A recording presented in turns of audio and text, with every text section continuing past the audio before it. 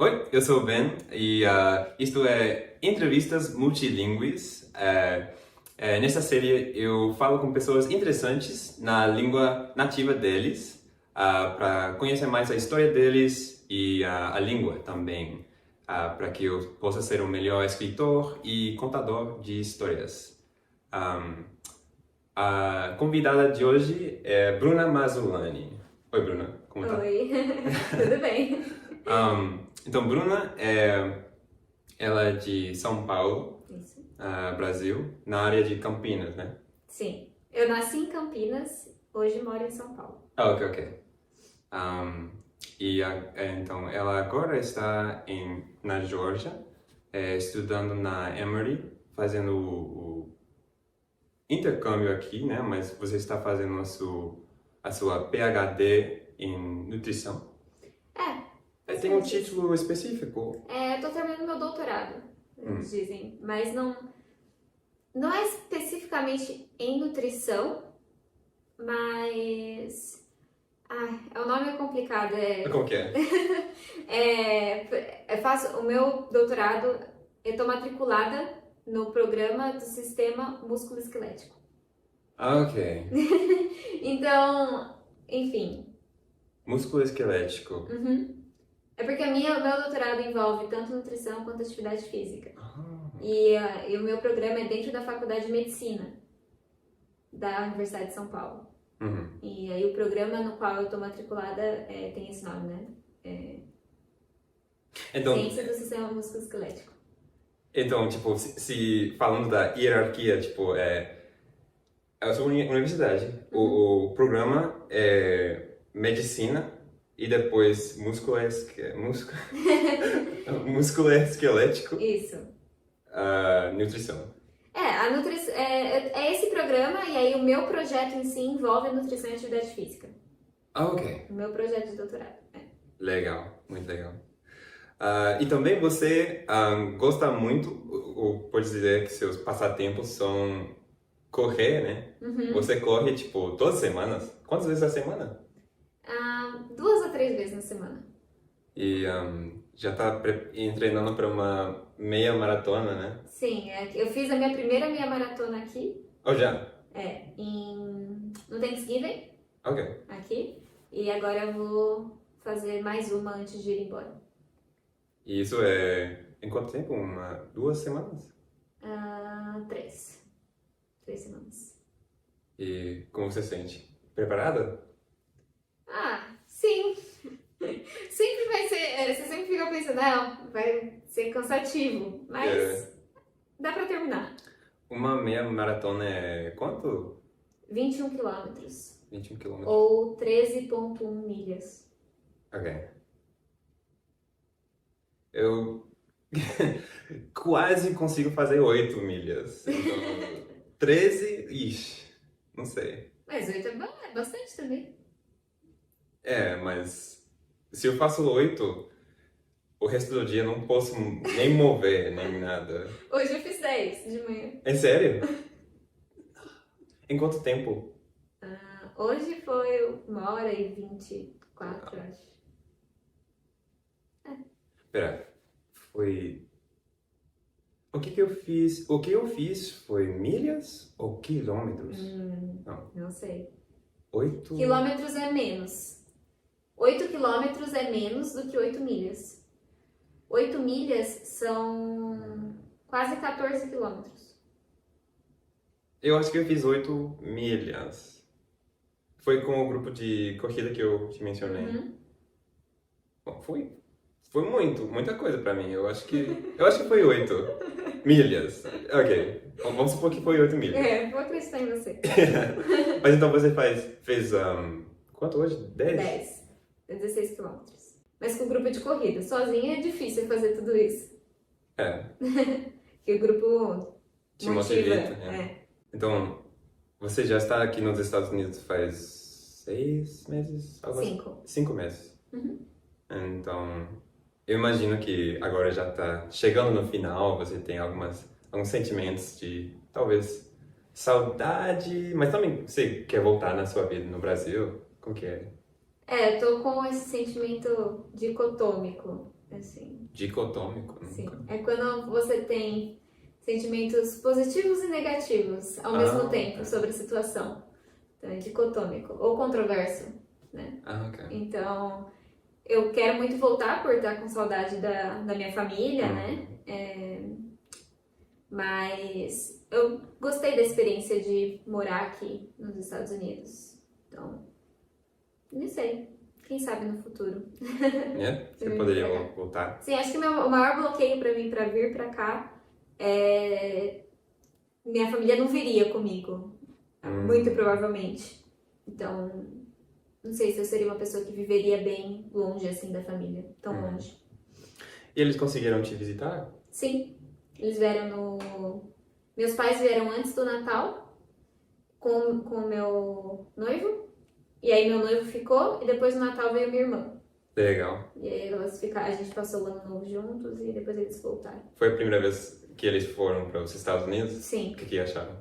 Gostaram bastante. Meus pais foi a primeira vez que eles viajaram para fora do país. E para eles como foi a comida? Aquela coisa, né? Pra passar o tempo que eles ficaram, ok, mas morar, não sei. Bom, eu acho que antes de eu te perguntei quais são as coisas mais importantes para você na vida. Você disse a família, né? Sim. Então, eu queria te perguntar, você tem, seus pais, quantos irmãos você tem? Uma irmã. Uma irmã? E há alguém mais na família? Essa é a família próxima, né? Mas meu pai tem mais 6 irmãos, quatro irmãos e 2 irmãs na família, então é uma família grande. Então eu sempre fui muito ligada, né? Com os meus tios, primos. Então a gente sempre foi uma família muito grande, né? Então minha avó ainda, do lado paterno também ainda é viva. E do lado da minha mãe, a minha mãe tem mais um irmão e uma irmã. Que eu também tenho primos, enfim, a gente convive bastante ainda, assim, como família. Mas, assim, no sentido de que eu falei que eu sentiria falta se eu viesse morar aqui, é mais isso, né? Meu pai, minha mãe e minha irmã, assim. A família é bem próxima, que eu acho que seria mais complicado de deixar longe, assim. Você acha que é mais parecida a seu pai ou sua mãe? Em termos físicos ou... Bom, eu tava pensando personalidade? Personalidade, Personalidade? né? Mas eu dois, não sei. Sim, fisicamente todo mundo diz que eu sou a cara da minha mãe. Ok. Dizem que a gente é muito parecida. E se a gente pega uma foto dela mais nova, assim, é muito parecido mesmo. Então, fisicamente com ela, mas eu acho que também na personalidade eu sou bastante parecida com ela. Em que sentido? Nós duas somos muito agitadas, assim, a gente faz mais de uma coisa ao mesmo tempo. A gente tá sempre planejando as coisas, querendo deixar tudo organizado. Então acho que a gente é bem parecida, assim. Acho que me vejo mais parecida com ela do que com o meu pai, assim. Tem algumas maneiras em que você, sim, está parecida com seu pai? Sim, também. Acho que faz parte, né, da convivência, né, quando a gente cresce com nossos pais. Então a gente acaba absorvendo muito da personalidade, de como eles são, né? Mas meu pai, não sei, acho que um pouco vamos dizer assim, nos toques, nas manias. De ter algumas manias, assim, sabe? Como que? Por exemplo, meu pai, ele tem mania de... por exemplo, as almofadas têm que estar todas de um jeito antes de dormir, coisas assim. Ou, tem um certo horário para algumas coisas. Então, eu sou um pouco parecida, assim, nesse sentido. Então, porque sua mãe também é organizada, sim, assim. mas meu pai é menos...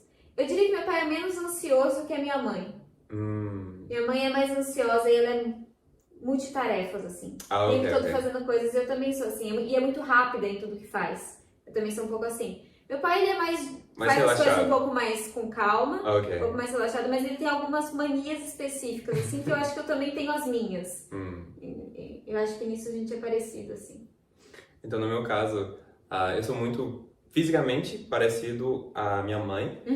Sempre quando eu...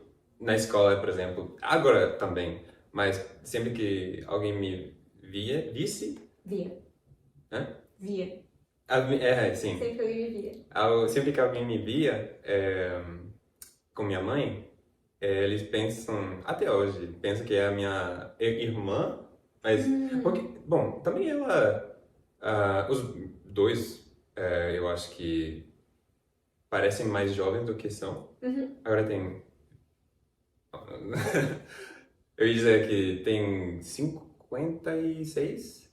Quando meu pai disse a alguém que tem um filho com 25 anos, eles ficam, como que é isso possível? Mas é porque eles não sabiam que ele tem, tipo, 50 e pouco anos. Ah, mas eu, personalidade falando, eu sou mais parecido, eu acho que os dois, na verdade. Então é uma mistura, né? É difícil a gente falar que a gente é igual a um deles isoladamente, porque a gente recebeu a criação dos dois, né? Então. Eu acho que no caso da minha mãe, ela me ensinou muita música quando eu era pequeno. Então, ela ensina piano, então minha voz. Então, quando eu era pequeno, ela me ensinava o piano, né? A teoria musical básica. E agora eu toco o cello e coisas assim, diferente, mas também influenciado por ela. E no caso do meu pai, eu acho que eu tenho o humor dele, tipo, o tipo de piadas que ele faz, essas coisas que eu também faço às vezes. E os videogames também. Do meu pai também, eu esqueci de falar, mas acho que é um pouco do humor. E ele é uma pessoa que o humor flutua muito facilmente. Ah, sim. Assim, então, no dia ele tá tranquilo, de boa, feliz, e aí do nada ele fica uma pessoa mais pra baixo, meio brava. E eu sou assim também. O meu humor flutua bastante. Que é algo que da minha mãe nem tanto. Ok. Mais uma coisa que eu me vejo parecida com ele, então, que eu não tinha citado. Que vai que eles veem o vídeo. Vamos falar dos dois, né? Sim. Eu esqueci de perguntar sobre sua irmã. Minha irmã? Ela é muito parecida com você em certas maneiras ou diferente, completamente diferente? Eu não diria completamente diferente, porque é exatamente isso que a gente tava falando, né? Tipo, a gente foi criada pelos mesmos pais. Então, sim. assim, de alguma forma a gente é parecida. Mas. Acho que tem várias coisas que a gente é diferente também uma da outra. Ela é muito mais flexível, assim, em termos de rotina, de organização, essas coisas, ela é bem mais tranquila do que eu. Eu tava pensando, flexível, tipo, fisicamente, assim... Também pode ser. Ela é mais flexível do que eu fisicamente também. Porque a gente fazia ginástica olímpica, né? Mas ela sempre foi melhor do que eu. Então, ela é mais flexível e melhor em ginástica olímpica do que eu. Mas eu tô dizendo flexível na personalidade mesmo, assim, sabe? De aceitar melhor mudanças no dia a dia e tudo mais. Mas ela é mais bravona, assim, que nem meu pai. Assim, esquentadinha, entende isso? Sim. Esquentadinha no trânsito, de brigar com as pessoas, coisas assim. Que eu já não sou, eu sou mais tranquila nesse sentido. Você poderia dirigir aqui em Atlanta, você acha? Você sabe como é? Acredito que sim, né? Eu sei que tem algumas regras esquisitas. E o trânsito... é bem ruim. É bem ruim. Mas assim, eu venho de São Paulo, né? E eu dirijo em São Paulo. São Paulo é tipo New York. Ok. Então, assim, é meio caótico também o trânsito. Mas a diferença entre Atlanta e New York é que eu acho que a New York tem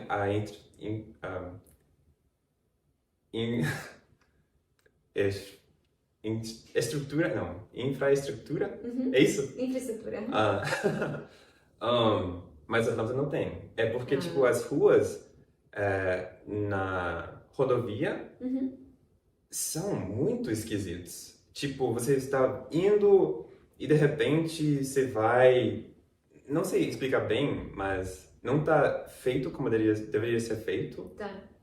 E por isso que demora muito tempo para chegar. Tem muita gente, mas não tem a infraestrutura para tudo isso. Entendi, faz sentido. É como uma cidade grande, em Nova York, por exemplo, eles já são preparados para a quantidade de gente que tem ali. Então o trânsito, apesar de caótico, é organizado. E aqui não. Entendi. E aqui também tem o metrô, como se chama? Marta. Eu também sou novo em Atlanta. Quer dizer, eu já estive aqui, mas eu cresci, né? Eu me conheço como de Grovetown, Georgia, que você conhece Augusta, é bem perto. Então, mas você já conhecia a Marta bem, né? Tenho que usar o Marta, né? Não tenho carro. O que você acha? Assim, funciona. É. Acho que é isso. Funciona, mas aqui ele não é muito... Ele é usado mais por pessoas de bem baixa renda. E mendigos, né? Pessoas da rua usam bastante Marta. Mas, assim... Eu acho que é difícil porque normalmente pra você chegar num lugar não tem um ônibus que você pega e vai direto para aquele lugar. A não ser que seja Midtown ou Downtown, Claro. que é um pouco mais acessível. Mas para qualquer outro lugar você tem que fazer muitas baldeações. Então, pegar 2 ônibus ou pegar um ônibus, pegar o metrô, 2 linhas para chegar. Então, acho que falta estrutura, assim, para você chegar mais facilmente nos locais, entendeu? Sem precisar de toda essa loucura de ficar pegando vários ônibus, vários metrôs. Isso é uma coisa que eu gostei quando eu estava morando em Minas Gerais. Bom, eu estava em São João del Rei. Eu acho que isso é o interior. Mas, tipo, se você mora no centro, ou também se você mora em outro bairro, você pode caminhar a qualquer lugar que você precisa, né? Tem farmácias em cada bloco, tem lojas, tudo, né?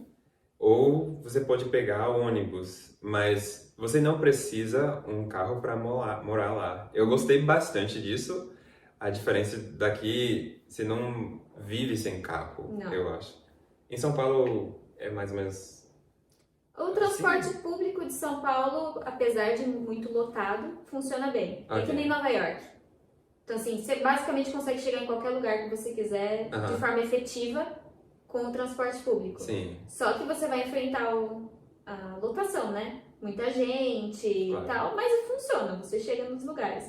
Mas, então, assim, você consegue chegar em todos os lugares, mas é muito grande, né? Então, não dá pra você morar só sem ter usar o transporte público ou o carro, entendeu? Não dá pra você... Apesar de que em qualquer lugar, qualquer esquina você encontra o que você precisa. Então, farmácia, pra viver. Né? Mas se você quiser visitar os locais da cidade e tal, aí é essencial você ter um carro ou, sei lá, usar só o transporte público também pode funcionar.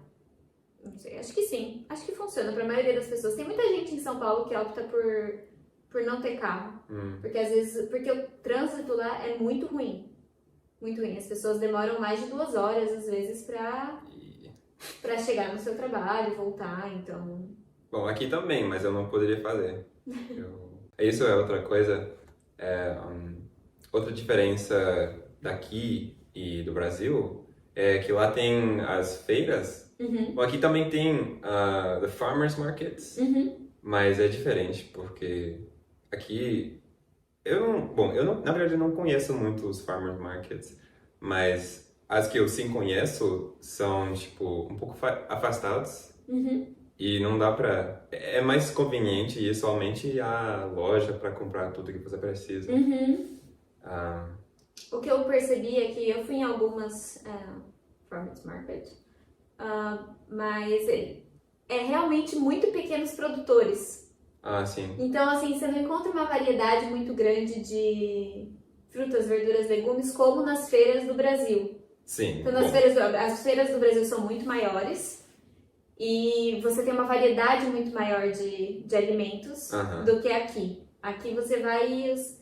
Tem pouca variedade de alimentos in natura, assim, vamos dizer. Então, foi essa a diferença que eu percebi. E não é tão mais barato do que no mercado, porque no mercado você tem dos grandes produtores, né? Então, acaba sendo caro aqui ou acolá. A primeira vez que a gente conheceu, a gente estava falando sobre, tipo, aqui nos Estados Unidos a gente é mais fechado, né? Especialmente no trabalho, a gente tem, tipo, como que eu digo? Vocês colocam um limite? Algum tipo de limite profissional, né? Uhum. Mas no Brasil é um pouco diferente.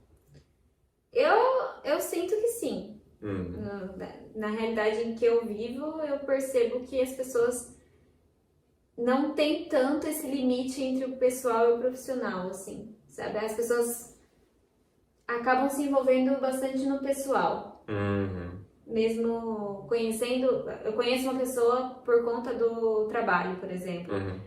Em algum momento, a relação entre essas pessoas vai se tornar algo mais pessoal, entendeu? Vai sair pra comer, e aí vai se conhecer melhor, e aí já vai ser amigo. Mas ainda vão voltar no trabalho, né? Sim, e tem que fazer as coisas profissionais, mas acaba ficando um pouco mais mesclado essa coisa do profissional pessoal, sabe? E eu não sei se isso é uma coisa ruim, porque na verdade, tipo, já que a gente tá passando tanto tempo no trabalho, não tem muito tempo pra ter amizades fora do trabalho, então seria bom ter uma pessoa que realmente você considere um amigo lá, no lugar onde você passa a maioria do seu tempo, né? Eu acho que tem esse ponto positivo. Eu acho bom a gente ter pessoas que a gente acha agradável conviver com no trabalho, assim. Eu acho que o ponto negativo de misturar um pouco o profissional com o pessoal é quando dá pepino, não dá problema. Quando dá pepino? Pepino, a gente fala dá pepino. Quando dá algum problema, a gente fala que é pepino. Então, por exemplo, essa pessoa, né, que se tornou seu amigo, não tá fazendo o que ele precisa no trabalho. Sim. E aí, como você comunica isso de forma a não estragar a sua relação pessoal com essa pessoa também? Então, acho que é nesse sentido que eu acho que é o ponto negativo, né? Porque aí fica difícil de separar. Às vezes, algumas pessoas têm dificuldade de entender que, às vezes, uma crítica no profissional não necessariamente é para ser levada pro pessoal, entendeu? E vice-versa, assim, né? Então, acho que é isso. Mas eu acho que sim. O que eu acho engraçado daqui é que eu tava falando com um amigo brasileiro, é que assim, a gente conhece as pessoas, sei lá, no Language Exchange ou no grupo de corrida, enfim. Você conhece a pessoa e você conversa com ela naquele ambiente e tal. E é isso. Acabou ali. No Brasil, se a gente já vai interagir num grupo assim, já pega Instagram, telefone, não sei o que, já marca o próximo encontro para na próxima semana. Então, essa é a diferença, entendeu? Você forma conexões. Tudo bem, essa conexão pode acabar rápido também, mas o ponto é que aqui ninguém faz questão de manter o contato fora daquele ambiente em que você conheceu a pessoa, sabe? Sim. E eu acho que esse é um grande problema, porque eu vou a esses grupos especificamente para fazer alguma conexão, né?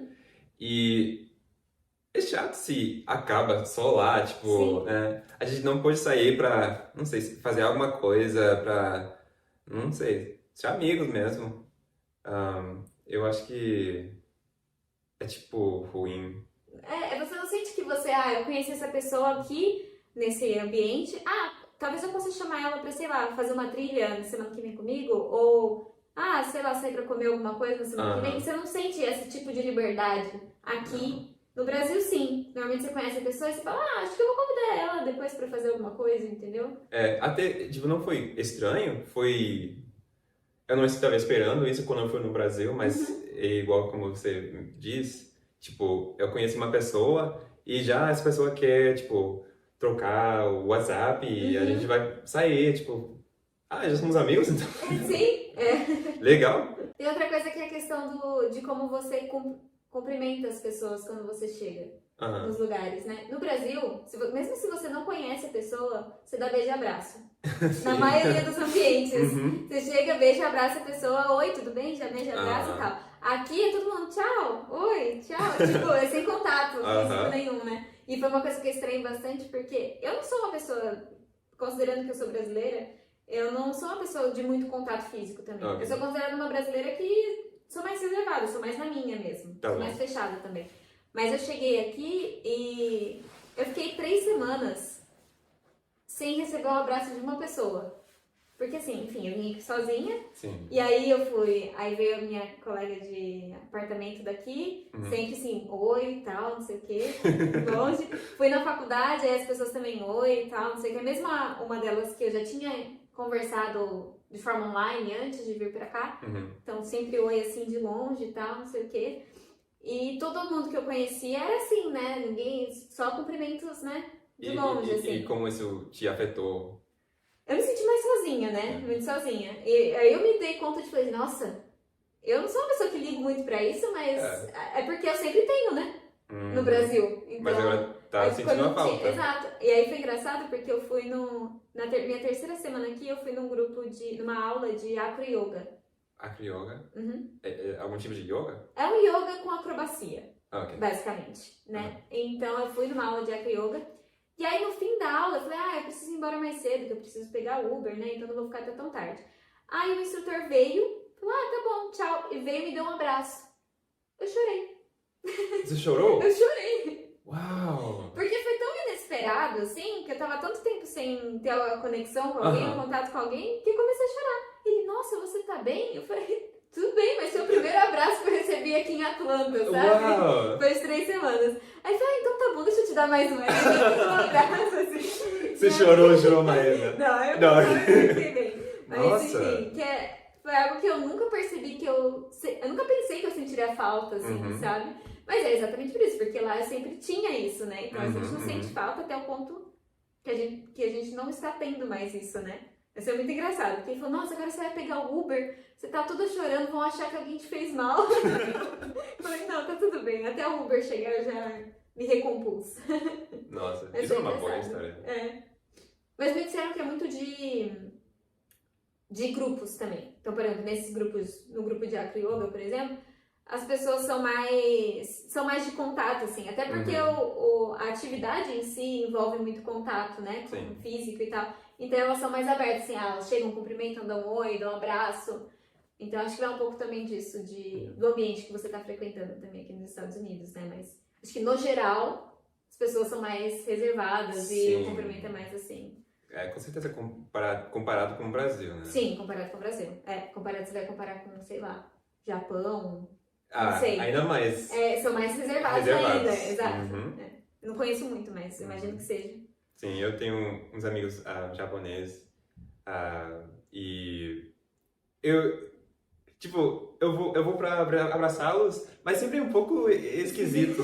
E eu acho que na terceira vez eu deixei de fazê-lo, não sei se eles não gostaram, não estavam acostumbrados, né? Mas eu ia pra abraçar e eles só estenderam a mão e chegou na minha bunda, na verdade. Ok, eu acho que você não tá acostumado a fazer um abraço normal. A pessoa não sabia onde colocar a mão, não sabia onde ficar. Faz sentido. Mas Sim. É engraçado essas diferenças culturais na forma como a gente se porta e na forma como a gente se relaciona com o outro, assim. É muito cultural. Mas é interessante porque, como você diz, os americanos não abraçam tanto quanto os brasileiros. Mas eu acho que, pessoalmente, eu sou uma pessoa que abraça, ou sempre abraçava mais que as outras pessoas. Não sei. É o que eu tô falando, acho que assim, a gente tá falando no geral, né? Mas existem pessoas ou grupos, né, que você vai encontrar pessoas que abraçam mais. É que nem no Brasil, né? Tô falando no geral, as pessoas no Brasil abraçam mais, mas não é todo mundo também que é assim, né? Na verdade, eu abraço todos os meus amigos, somente. Não colegas. Eu acho que é isso. Eu acho que tem isso. Aqui você tem que ter uma intimidade maior pra abraçar, né, e ter esse contato um pouco mais físico do que no Brasil, assim. Acho que no Brasil é um nível menor. As pessoas, sei lá, gostam de contato, no geral. Acho que é isso. Isso é engraçado, isso de eu chorar. Não tava esperando. Nossa. Isso foi a primeira vez que você teve uma reação assim, sem saber que isso ia acontecer? Né? Acho que sim. Quase nunca acontece assim, de eu ser tão espontânea, assim. Eu sou uma pessoa que eu não sou muito espontânea. Então, foi bem espontâneo. Uma coisa que eu sempre quis fazer fazer a terapia em outra língua. Por exemplo, se eu estou no Brasil, fazer a terapia em português. Terapia, né? Não faz sentido se eu digo Terapia? Não. Não faz sentido nenhum. Não, eu entendi o que você quis dizer, mas ok. não é uma palavra que dessa forma exista. Certo. Na verdade, é do espanhol. Ah. E quando, eu acho que faz 1 ano e pouco, eu estava dizendo, no espanhol eu estava dizendo terapia. Por causa do português? Por causa do português. Então, mas... Fazer terapia com pessoas do país, você disse. Tipo, eu faço terapia com um terapista japonês ou português. Só pra, não sei, treinar essa parte do cérebro nessa língua. Você já pensou em fazer terapia em inglês? Você já fez terapia? A terapia? Sim. Livro de terapia faz sei lá quantos anos. Quem não hoje, né? Hoje em dia é muito difícil encontrar. Bom, tipo, ainda mais na nossa idade, assim. É verdade. Tem muita gente que diz, isso não é pra mim. Não. Eu acho que todo mundo precisa de alguém pra conversar. Eu acho que até ajuda, né? Tipo, fazer exercício. Sim, concordo. Mas nunca nem pensei, na verdade, agora que você tá falando de fazer em outra língua. Acho que é interessante. Mas nunca tinha pensado sobre isso. Mas é tipo uma maneira de treinar Porque eu acho que você fala bem o inglês, mas imagine poder falar sobre tudo que você sente, né? Porque normalmente as pessoas que falam muito fluente na língua, eles se sentem mais cômodos, tipo, quando se fala de coisas mais importantes na sua língua nativa. Sim, com certeza. Interessante. Fazer um experimento. Isso mesmo. Então, antes você disse que termina as coisas rápido, né? Tipo as tarefas. Sim. Sempre quando você era na escola, por exemplo, era a primeira pessoa em terminar as provas. Eu era sempre o último. Mas eu queria saber, tipo, como é que você faz isso? Porque, na verdade, tem muitas coisas que eu quero fazer na vida. Tipo, agora eu tô trabalhando com as línguas, né? Mas também eu quero ser um escritor. Mas eu gostaria também de ser um músico e escrever música, mas eu não tenho tempo para fazer tudo isso. Tem alguma maneira alguma dica que você tem para as pessoas que terminam as coisas muito lento? Interessante isso, porque, como eu falei pra você, é algo que eu faço meio que naturalmente. É o meu modo, eu falo que é o meu modus operandi. Modus operandi, que é o meu modo de operar. Isso é uma palavra latim? Sei lá, as pessoas falam isso no Brasil e a gente usa isso como uma expressão, mas parece latim. Não sei se criaram isso num tipo latim abrasileirado ou se é latim de verdade, não sei te dizer, mas eles falam que é o modus operandi da pessoa. Então, não sei, eu acho que uma coisa que me ajuda bastante, que eu faço, é fazer uma lista das coisas que eu preciso fazer e nunca postergar. Então, assim, por exemplo, se eu tenho uma atividade que é pra entregar, sei lá, daqui 2 meses, mas nesse momento agora eu tô livre, eu vou fazer isso, não vou esperar. Então, isso é algo que eu faço, que eu vejo pessoas que normalmente não fazem, então elas falam, não, vamos aproveitar esse momento pra descansar e depois eu faço. Sim. Eu normalmente gosto de fazer tudo adiantado e ir terminando as tarefas. Mas eu não sei, eu não tenho uma dica específica pra fazer as coisas rápido. Acho que no mundo de hoje, eu não faço muito isso, mas eu acredito que algo que possa ajudar as pessoas é focar em uma tarefa, que é uma coisa que hoje em dia com a internet e com as telas é muito difícil. Então, por exemplo, se você está no computador, escrevendo, por exemplo, está no seu momento de escrever, se você deixa o WhatsApp web ali, você vai ficar o tempo todo parando para olhar o WhatsApp web.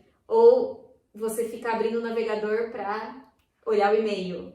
Em qualquer brecha que você pare de escrever, você vai mexer nessas coisas. Você sabe uma coisa que eu faço sempre? É abrir o YouTube. Isso já é um mundo, né? Tipo, se eu tô no computador, eu não sei por que isso acontece, mas eu coloco o Y ou U e já abro, né, o YouTube. Qualquer momento, qualquer brecha, exatamente como você disse, qualquer momento, tipo, por que não, né? Sim. Mas, na realidade, isso é muito ruim. Tira o seu foco. Eu acho que isso piorou muito com a pandemia. Porque os trabalhos, eu percebo isso pelo menos. Antes eu conseguia entrar no computador e ver uma aula no computador. E ficar ali, meia hora talvez, não sei, vendo a aula. Na pandemia tudo era online. Então, a gente tinha que arrumar, a gente fazia de um jeito que a gente ficava fazendo mais de uma coisa. E aí hoje é difícil você estar com uma tela só, vendo um meeting. Não, você tá com o meeting só no metadezinha da tela ali, e na outra metade da tela você tá com alguma coisa, outra coisa aberta fazendo. Ou você tá com o seu celular aqui sei lá, na perna ou na mesa, olhando alguma outra coisa, né? Então, eu acho que isso tem atrasado muito hoje em dia. Ainda mais as pessoas que já têm essa dificuldade, já fazem as coisas um pouco mais lento. Então, não sei, isso é uma dica que eu daria, assim, pra tentar fazer as coisas um pouco mais rápido, sei lá, desliga a internet, sabe? Por exemplo, você que tá escrevendo, tira da internet o computador, você não precisa da internet no geral às vezes eu pesquiso as coisas, mas, tipo... Não é essencial, assim, né, no geral, né? Eu poderia até colocar o modo avião, né? E somente desligar quando eu quiser pesquisar, né? Sim. Mas é engraçado que você disse isso, porque eu também, tipo, eu tava fazendo eu tava no meu 3º ano como se diz? Da faculdade, né? Como se diz? Undergrad? Da graduação. Da graduação, né? É engraçado, porque aqui, graduação, graduate studies, na verdade é pós-graduação, né? Mas... Aqui é undergraduate. Mas então, eu tava fazendo isso e eu tive todas as minhas aulas online. Eu não quero ofender nenhum dos meus professores, né, que talvez estejam assistindo isso, mas às vezes, muitas vezes, eu ia lendo, tipo, um gibi, alguma coisa assim, na outra tela, comendo, né? Sim. Sei lá. Não, a gente tá numa fase, eu vejo assim, E eu tô me colocando no mesmo balaio. A gente fala tudo junto. Ok. Tô me colocando nesse balaio. De não conseguir ficar fazendo uma coisa só. Principalmente quando diz respeito à tecnologia e telas. Sim. Então, é muito difícil hoje, pelo menos eu me vejo assim, não sei se você se identifica. Mas se eu tô vendo uma série, se a série não me prende, assim, muito, eu fico o tempo todo olhando o celular. Dá aquela olhada no Instagram, dá aquela olhada no WhatsApp, Às vezes nem tem mais nenhuma notificação nova, assim. Mas você tá lá abrindo. Às vezes você acabou de abrir, dá 10 minutos, você vai lá e abre de novo a tela do Instagram, ou do Facebook, ou enfim, de qualquer meio social aí que você use. Com certeza. Eu acho que todo mundo faz isso. É mais comum que faz que não faz. Exato. E eu faço isso, não quero fazer. Sim, mas... eu sinto muito mal fazer isso. Parece um vício, né? Concordo. Então, tipo, igual que você disse, não tem notificação, mas eu sinto que talvez tenha. Sim, é isso. E por isso que eu não quero... Vai que eu perdi alguma coisa. Isso. Igual quando eu desperto, né? A primeira coisa que eu faço é ir pro celular. Sim. É muito ruim. Sim. Ontem eu consegui não fazer, mas hoje eu fiz. Eu acho que, óbvio, a gente não vai conseguir sair desse... É um padrão que se instalou na gente de comportamento, mas que a gente pode ir tentando colocar alguns limites, né? Sim. Então, por exemplo, no meu Instagram eu tenho um limite de tempo de uso lá, que ele apita se passar do limite. E é claro que eu posso ignorar, né? Ignorar e continuar, mas eu posso tentar usar isso como uma forma de, não, já passei tempo suficiente nessa plataforma, né? Vou parar. Ou, sei lá, deixar o celular longe. Vou assistir TV? Vou deixar longe. Claro que a gente tem perna, é só levantar e pegar. Mas dificulta esse processo. E aí você começa um hábito, né? Sim. Então... Eu tenho tentado fazer algumas coisas assim, mas sempre tem alguma coisa que acontece e, tipo, estraga tudo. Por exemplo, no final do ano, na última semana do ano eu estava trabalhando em um projeto, editando um vídeo, né? E eu tive que focar muito mesmo. E ajudou bastante colocar o celular no modo da lua, tipo, não distrai, alguma coisa assim.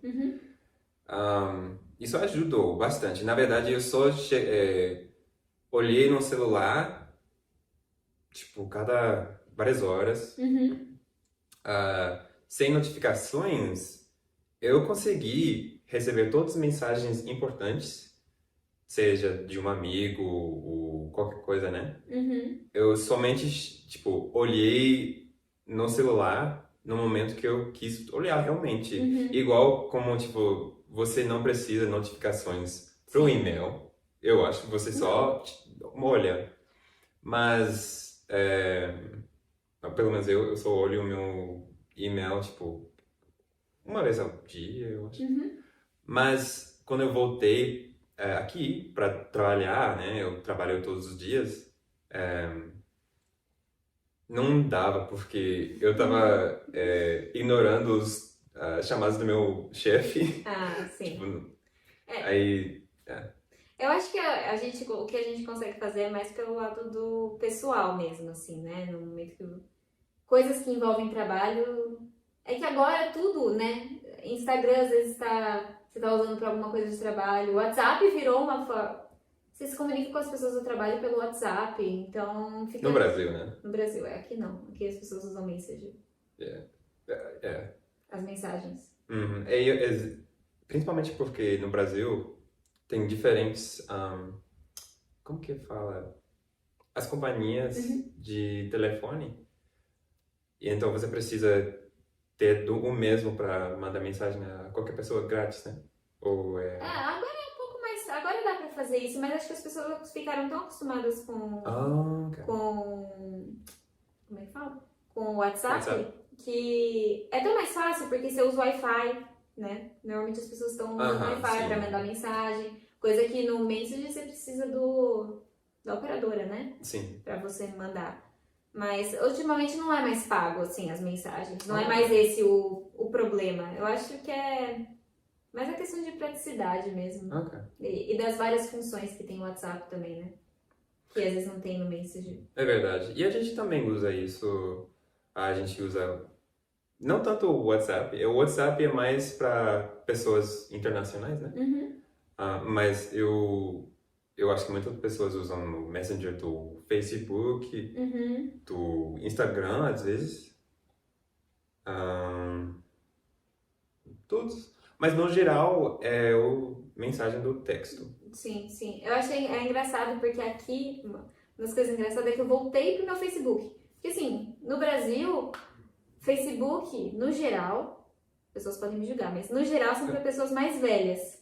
É verdade. São tipo, sei lá, vamos pôr Eu concordo. 40 mais, 45 mais, por aí. As pessoas usam Facebook lá. Aqui ainda é de pessoas do tipo 30 mais. Sim. Ou 25 eu ia mais. dizer isso, né? 25 mais, 30 mais. Ainda usa bastante Facebook. 30 mais. 30 mais? É, mais ou menos isso. Agora, então, as pessoas usam o Instagram... Bom, eu uso, mas eu não posto nada. Sim, aqui é mais difícil usar o Instagram. Você usa o Instagram mais velho. Pessoas bem novas. Aqui? As pessoas mais velhas não usam o Instagram. Não. Ainda não migraram pro Instagram. No Brasil, essa migração já aconteceu, entendeu? Pros mais velhos. Pros mais velhos. Ok. Então, por exemplo, meus pais têm Instagram. Aqui, as pessoas da idade deles, poucas, às vezes até têm uma conta, mas ainda não usam efetivamente a conta do Instagram, entendeu? Como usam a do Facebook. Sim. Então, é engraçado, né? Porque, teoricamente, o Instagram é mais novo. Os Estados Unidos é sempre na frente. E as pessoas daqui são mais avançadas, né? Então, teoricamente, elas estariam mais no Instagram. Mas não estão. Mas talvez é porque eles não... Talvez pensam que não precisam, porque tem o costume de usar o Facebook, o texto também. Mas no Brasil, antes teve esse problema de não poder mandar mensagens por texto. Pode ser. E agora usaram o WhatsApp, mas o WhatsApp não é uma plataforma de mídia social, tanto quanto o Instagram. Por isso que migraram ao Instagram, talvez, não sei. Sim, também não sei. É. Só é diferente, aí eu falei assim, nossa, voltei a usar, né, eu sempre tive Facebook, nunca desativei nem nada, mas assim, não entrava mais. Mas aí algumas pessoas que eu conheci aqui só tinham Facebook. Aí eu adicionei pelo Facebook, aí eu meio que voltei a dar uma olhada com mais frequência no Facebook do que antes, assim. Engraçado. Então no Brasil, quais são as mídias sociais que usam? Todos, né? Todos. Agora tá bem em alta o TikTok. Eu nem crio, porque já tá bom já de mídia social, gente. Parem de criar mais. Eu sinto igual, né? A gente tá cada vez que tem mais e mais pra gente ficar distraído. É isso mesmo. Então, e o TikTok é feito por isso, exatamente por isso. pra você ficar lá o dia inteiro, porque não para de ter coisas pra você olhar. Mas o doido é que ainda me afeta, porque ainda que eu não use o TikTok, os mesmos vídeos aparecem no YouTube Shorts, ou Instagram, Facebook, tem a mesma coisa. O Instagram agora tem os Reels, né, que são bem parecidos com isso, né, com o TikTok. Eu acho que eles importam os mesmos vídeos, às vezes. Esse é o novo mal do século, em termos de vício, assim. São as redes sociais, eu acho. E isso acho que aumentou muito na pandemia. Sim. Por conta do isolamento social, né? As pessoas ficaram mais ainda... adentraram ainda mais nesse mundo, né? Que era a única forma de ver outras pessoas, de interagir com outras pessoas durante a pandemia. Então, acho que isso... Essa, como se chama? Relação parasocial, alguma coisa assim. Se inscreve aí para ver a parte 2. E dá uma olhada no trabalho da Bruna. Tá aí na descrição. Tchau! Mas, na realidade, era o Blá. Sim. Blá, blá.